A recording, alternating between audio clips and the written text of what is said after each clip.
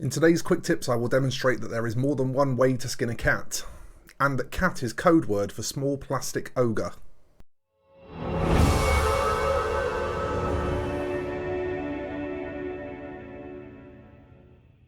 That's right friends, it's another quick tips video, so I'll be giving this to you in as few minutes as is humanly possible.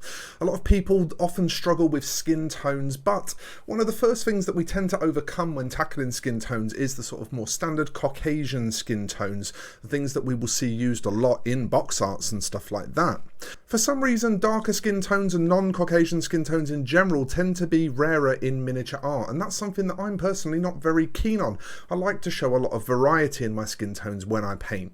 So we're going to tackle a slightly darker looking skin tone today, something that is perhaps not the darkest you would ever want to go in the range of painting skin tones, but is certainly leaning more in that direction. I think you'll find this one interesting and enjoyable, and we're going to give it to you very, very quickly. So let's get on with it.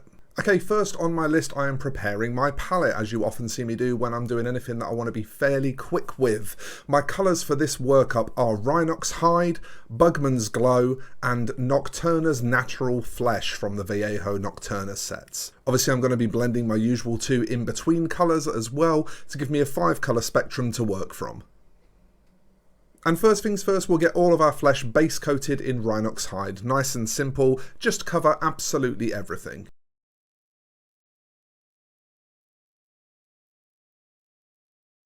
Okay, now we'll move up to our second colour, but this won't be the last time we see Rhinox Hide. We're just going to block in some basic beginnings of highlight shapes here.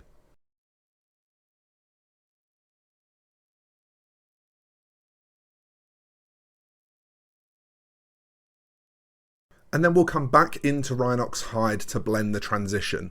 Now there's kind of two ways that I find to be fairly effective with this. Void blending is fairly quick but not as smooth. Glazing is much smoother but much slower. So pick a blending style that suits you, and I do have other tutorials that explain blending styles. And you know, just work on those transitions, get them sort of coming together to look a little bit smoother. Okay, now we can move on to our third colour, that pure Bugman's Glow, and we can again start to block in some highlights. These are going to be smaller and more towards the tops of each of the muscle shapes, the front of the face, stuff like that. The areas you generally want to draw attention to when you're highlighting.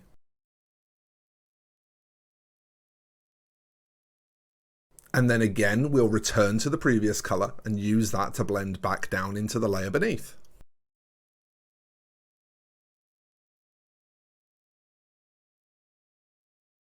And you might find that as you start to get lighter and lighter and into colours that contain more white in the mixture, you need to do a bit of back and forth, but eventually you should be able to get to something that looks a bit like this. At which point we're now able to move to the fourth colour of our workup, which is the mixture of Bugman's Glow and Nocturna Natural Flesh. And we can use this to start doing some more precision highlighting now. So this is going to be more akin to edge highlighting, or just, you know, layering towards the tips of things.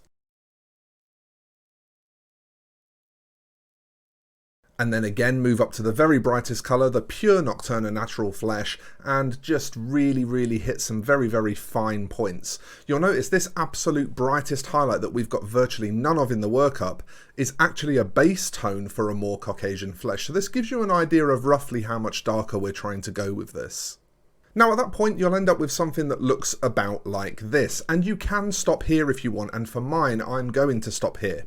However, as one little trick, if you wanted to load up some very thinned up contrast paint or ink into your airbrush, then you'd be able to maybe do an all over filter just to overall bring the darkness of this down if you felt it was too bright. However, to give you a bit of context as to why I chose to go this light on my highlights, I'm just going to show you the uniform colours here to go with it, and you'll start to see now why it kind of makes sense once they're in. And so there you have it, a really simple, straightforward dark flesh workup. You've got a number of options available to you in terms of how you address the blending, but the actual colours that we use here, the main key thing to remember is that your intermediate colours, your mid-tones, have to contain some good red tones to them. If you go into sort of yellowy whiter tones or browner tones in your mid-tones, then you're going to end up with a very washed out, very pale and not natural looking dark skin. So the key really is just to remember to keep those red tones in, which is why while. We started with Rhinox Hide because it has a lot of red in it, and we moved up to Bugman's Glow because again it has a lot of red in it. We didn't start to bring in those pale yellowy sort of tones until right near the end. So I hope you found this one useful, folks. Remember, if you liked the video, you can hit the thumbs up button to let me know that you liked it, and you can subscribe to the channel and enable notifications if you want to stay up to date on what I'm doing here on YouTube. If you really love the content and want to support its creation, there is also a Patreon that you can pledge to from as little as $1 a month to help keep the lights on. So I'm going to get out of here for now, folks, but I will see you in the next one. Thank you very much for watching, and bye for now.